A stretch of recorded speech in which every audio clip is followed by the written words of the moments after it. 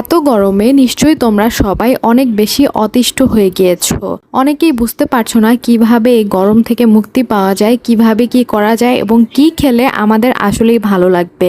আসসালামু আলাইকুম এভরিওয়ান, আশা করি তোমরা সবাই অনেক অনেক বেশি ভালো আছো।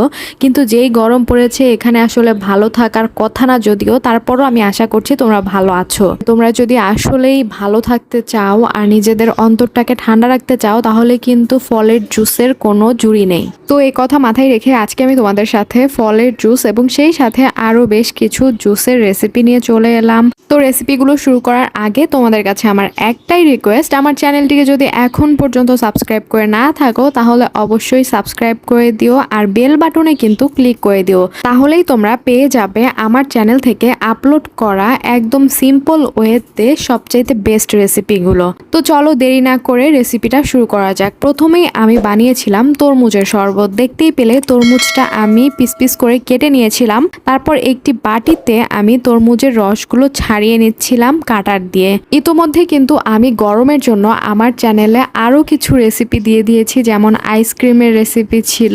আইসক্রিম প্রায় 3টার মতো আমি শেয়ার করেছি, যেমন হচ্ছে ফার্স্টেই শেয়ার করেছিলাম তেঁতুলের আইসক্রিম, তারপর দিয়ে দিয়েছিলাম কুলফি মালাই এবং গতকাল আমি কাঁচা আমের যে রেসিপিটা শেয়ার করেছি, মানে কাঁচা আমের আইসক্রিম।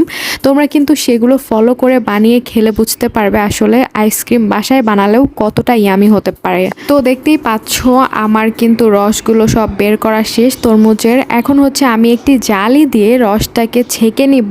ছেঁকে নিলে দেখা যাবে উপরের যে বিচিগুলো ছিল এবং এক্সট্রা যেই খোসা টোসা যা কিছু ছিল সেগুলো কিন্তু বের হয়ে একদম রসটাই পাওয়া গেল। তো এ পর্যায়ে দিয়ে দিয়েছিলাম চিনি। যেহেতু তরমুজ মিষ্টি থাকে তাই চিনিটা আমি একটু কম পরিমাণে দিয়ে দিয়েছিলাম। তোমরা যারা চিনি বেশি খাও সেটা মানে মিষ্টি বুঝে দিবে।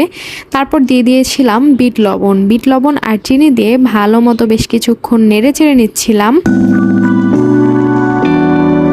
তারপর দিয়ে দিয়েছিলাম লেবুর রস। লেবুর রসটা দিলে একটা সুন্দর ঘ্রাণ আসে, খেতে অনেক বেশি ভালো লাগে এবং সার্ভ করে নিয়েছিলাম। দেখতেই পেলে একদম সিম্পলভাবে আমেজিং একটা জুস তৈরি করে ফেললাম। তরমুজ তো আমরা এমনিতেই খেয়ে থাকি, কিন্তু জুস করে খেলে কিন্তু সেটার স্বাদ হয়ে যায় আরও দ্বিগুণ তিনগুণ। এই জুসটা তোমরা ফ্রিজে রেখে সংরক্ষণ করেও খেতে পারো 2 দিন 3 দিনের মতো। আর হচ্ছে যদি তোমাদের বাসায় কেউ অসুস্থ থাকে, এখন তো বর্তমানে দেখা যায় যে হঠাৎ করে বৃষ্টি আসে, হঠাৎ করে গরম পড়ে যায়, একদম জ্বর চলে আসে সবার। জ্বরের সময় দেখা যায় যে ম্যাক্সিমাম মানুষরাই জুস খেতে চায়। বাইরের জুস যদি খাওয়া হয় তাহলে কিন্তু দেখা যায় যে বাইরের জুসে বিভিন্ন রকমের কেমিক্যাল থাকে, যেটা আমাদের স্বাস্থ্যের জন্য একদমই ভালো না।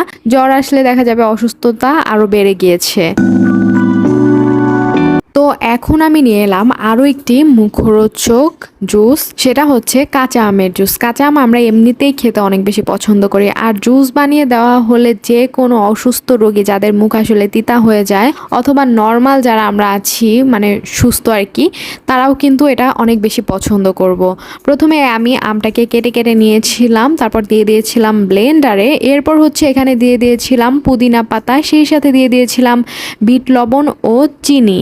চিনি তোমরা যারা বেশি খাও বেশি দিবে, আর যারা কম খাও তারা কম দিবে। তারপর হচ্ছে এটাকে আমি ভালো মতো ব্লেন্ড করে নিয়ে এসেছিলাম। এ পর্যায়ে দিয়ে দিলাম পানি। পানিটা অবশ্যই তোমরা একটু ঠান্ডা পানি দেওয়ার ট্রাই করবে, তাহলে কিন্তু জুসটা খেতে অনেক বেশি ভালো লাগবে যেহেতু গরমের দিন। আর অথবা এমনও করতে পারো যে জুসটা বানিয়ে নেওয়ার পরে তোমরা ফ্রিজে রেখে ঠান্ডা করে খেতে পারো। তো এই তো পানি দেওয়ার পরে আরও একবার ব্লেন্ড করে নিয়ে এলাম। তারপর হচ্ছে একদম কি বলবো, খুবই স্মুথ হয়ে গিয়েছিল জুসটি। তারপর পরিবেশন করে নিলাম। এটা কিন্তু খেতে খুবই মজা। যাই হোক, তো এই যে আমার আমের শরবত বানানো শেষ। এখন হচ্ছে আমি বানাবো তেঁতুলের শরবত। তেঁতুলের শরবত আসলে সবাই এমনিতেই অনেক বেশি পছন্দ করে, আর গরমের দিনে আসলে আমরা এমনিতে একটু টক খাই, আর তেঁতুলটা সেজন্য কিন্তু অনেক বেস্ট একটা অপশন। তেঁতুলটাকে আমি ভালো মতো এখানে হচ্ছে পানি দিয়ে প্রথমে গলিয়ে নিয়েছিলাম, তারপর চটকে নিলাম। চটকে নেওয়ার পরে হচ্ছে একটি গ্লাসে চটকে নেওয়া অংশগুলো দিয়ে দিচ্ছিলাম। তারপর হচ্ছে সেখানে আস্তে আস্তে দিয়ে দিয়েছিলাম বিট লবণ, সেই সাথে দিয়ে দিয়েছিলাম চাট মশলা। চাট মশলাটা কিন্তু দিলে হয় কি অনেক সুন্দর একটা ঘ্রাণ হয়, খেতে খুবই ভালো লাগে। তো চাট মশলা ছাড়া আমি কখনোই আসলে তেঁতুলের শরবত বানাই না, কারণ চাট মশলাটা আমার অনেক অনেক পছন্দ। এরপর হচ্ছে দিয়ে দিয়েছি পানি। তোমরা যারা নর্মাল পানি দিয়ে খাবে, যারা ঠান্ডা পানি খাও না তারা নর্মাল পানি দিবে, যারা ঠান্ডা খাও ঠান্ডা পানি দিয়ে খাবে। চাইলে একটু বরফও অ্যাড করতে পারো, সেক্ষেত্রে কিন্তু আরো বেশি ভালো লাগবে। দিবে। যাই হোক, তারপর হচ্ছে লাস্টে দিয়ে দিয়েছিলাম হচ্ছে এখানে চিনিটা তোমরা বেশি খাও যারা বেশি দিবে, আর কম খাও যারা তারা কম দিবে। চাইলে গুঁড়ো দিয়ে দিতে পারো, কোনো সমস্যা নেই। তারপর ভালো মতো আমি এটাকে একদম মিক্স করে নিচ্ছিলাম, ভালো মতো গুলিয়ে নিতে হবে যেন হচ্ছে সবগুলো একদম মিক্স হয়ে যায়, তাহলে কিন্তু শরবতটা খেতে ভালো হবে। তো এরপর একদম লাস্টে হচ্ছে আমি এখানে হালকা একটু জিরা গুঁড়া অ্যাড করে দিয়েছিলাম। জিরা গুঁড়াটা দিলে হয় কি খুব সুন্দর একটা ঘ্রাণ আসে, খেতে ভালো লাগে। আর হচ্ছে এখানে দিয়ে দিয়েছিলাম লেবুর রস। লেবুর রসটা সব সময় সব শরবতেই আমি ব্যবহার করার ট্রাই করি, কারণ লেবু অনেক বেশি রিফ্রেশিং, ঘ্রাণটাও অনেক বেশি ভালো লাগে, আর শরবতে দিলে গরমে একদম রিফ্রেশিং একটা জুস পাওয়া যাবে। আর এখন হচ্ছে আমি বানাবো সবচাইতে পছন্দের আমার, সেটা হচ্ছে বেলের শরবত। বেলের শরবত আমি এত বেশি পছন্দ করি যে মানে দেখা যায় যখন বেলটা অনেক বেশি অ্যাভেলেবেল থাকে আমাদের দেশে, তখন আমি কিনে নিয়ে এসে সকালবেলা খালি পেটেই খাই বেলের শরবতটা। আর বেলটা কিন্তু আমাদের স্বাস্থ্যের জন্য অনেক অনেক বেশি উপকারী, তাই বেলের শরবতটা তোমরা সব সময় খাওয়ার ট্রাই করবে, মানে বেলটা যতদিন পর্যন্ত থাকে আর কি, কিনে আনবে বেল এবং খাওয়ার ট্রাই করবে। সো এরপর হচ্ছে যে বেলটাকে আমি ফার্স্টে চটকে নিচ্ছিলাম পানি দিয়ে। চটকে নেওয়ার পরে হচ্ছে এটাকে আমি ছেঁকে নিয়েছিলাম।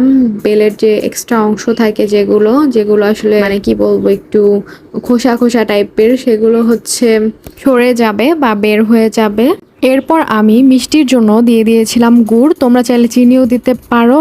অবশ্য বেলে আসলে মানে গুড় দিলেই খেতে বেশি ভালো লাগে আমার কাছে ব্যক্তিগতভাবে, চিনি দিয়ে করলেও ভালো লাগবে, কোনো সমস্যা নেই। তারপর গুড় দিয়ে ভালো মতো আবারও আমি মিক্স করে নিচ্ছিলাম। সাথে আরও দিয়ে দিয়েছিলাম লেবুর রস এবং তোকমা দিয়ে দিয়েছিলাম। তোমরা চাইলে আবার ইসবগুলোর ভুসিও দিতে পারো, এতে কিন্তু উপকারিতাটা আরও বেড়ে যায় শরবতের। আর এই গরমে পেট ঠান্ডা রাখার জন্য কিন্তু ইসবগুলোর ভুসি বা তোকমা এগুলো খুবই খুবই উপকারী। তোকমাটা কিন্তু আমি দিয়ে দিয়েছিলাম মূলত যখন লেবুর রস দিয়েছিলাম, তারপর একটা জালি দিয়ে ছেঁকে নিয়েছিলাম, এরপরেই দিয়েছিলাম।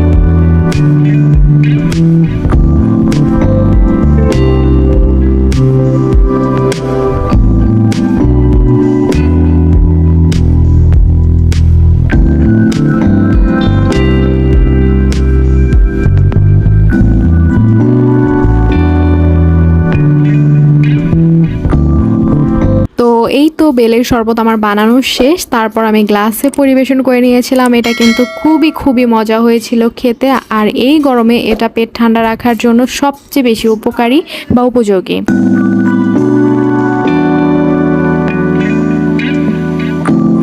তো যাই হোক, একে একে আমার 4টি শরবত বানানো শেষ হয়ে গেল। এখন হচ্ছে আমি বানাবো আনারসের শরবত। আনারসের শরবত আমরা কম বেশি সবাই বানাই, তবে এটা কিন্তু জ্বর যখন আসে আমরা তখনই বেশি বানিয়ে থাকি, কারণ জ্বরের মুখে দেখা যায় যে আনারসের শরবতটা সবচাইতে বেশি ভালো লাগে। তো এই শরবতটা বানানোর জন্য হচ্ছে প্রথমে আমি আনারসগুলোকে পিস পিস করে কেটে নিচ্ছিলাম, তারপর দিয়ে দিয়েছিলাম ব্লেন্ডারে।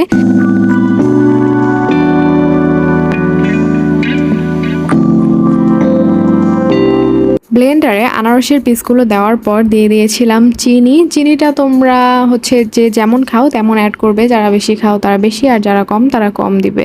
যাই হোক, তারপর দিয়ে দিয়েছিলাম বিট লবণ। নর্মাল লবণের চেয়ে কিন্তু বিট লবণটা আসলে শরবতের টেস্টটাকে অনেক বেশি বাড়িয়ে দেয়, এই জন্য বিট লবণটা আমি দিয়ে দিয়েছি। তোমরা চাইলে সাদা লবণ যেটা সেটাও দিয়ে দিতে পারো, কোনো সমস্যা নেই। এই পর্যায়ে ব্লেন্ডারে ঢাকনা ঢেকে দিয়েছিলাম এবং এগুলো ব্লেন্ড করে নিয়ে এসেছিলাম। ব্লেন্ড করে নিয়ে আসার পর আবারও আমি একটি জালিতে এগুলো সব দিয়ে দিয়েছিলাম এবং উপরে যে ফেনাগুলো ছিল সেগুলো আমি আলাদা করে নিয়ে জাস্ট যেই শরবত আর কি সেটাকে হচ্ছে নিচে নিয়ে নিলাম।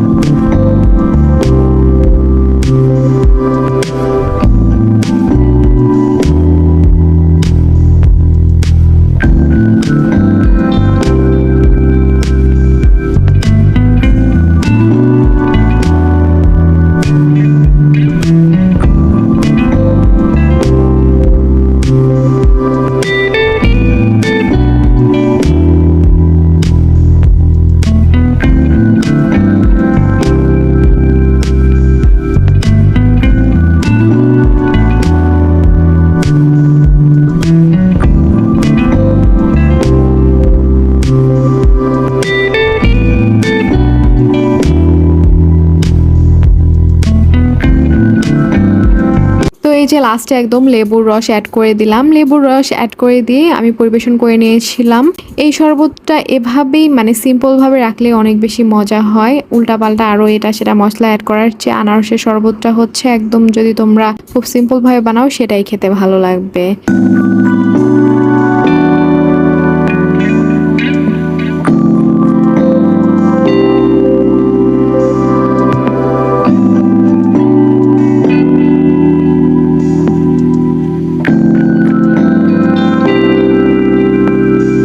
এখন বানাবো হচ্ছে একদম সিম্পল একটা শরবত, যেটা ঘরে থাকা একদম অল্প কিছু উপকরণ, কোনো ফ্রুটস ছাড়াই বানানো যায়, সেটাই মানে হচ্ছে লেবুর শরবত আর কি। তো প্রথমে দিয়ে দিয়েছিলাম আমি লেবুর রস, তারপর দিয়ে দিয়েছিলাম চিনি। এই শরবতটা তো তোমরা সবাই বানাও বাসায়, তারপরও আমি আমার যে রেসিপিটা সেটা শেয়ার করছি আর কি।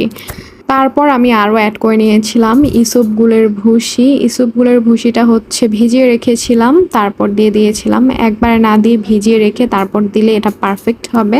তো এরপর গুলিয়ে পরিবেশন করে নিয়েছিলাম। এই ছিল আমার আজকের শরবতের রেসিপি। একদম 6 ধরনের শরবত আমি তোমাদের সাথে শেয়ার করলাম। বাসায় তোমরা অন্তত একটা হলেও ট্রাই করে দেখো, যদি 6টা না বানাতে পারো।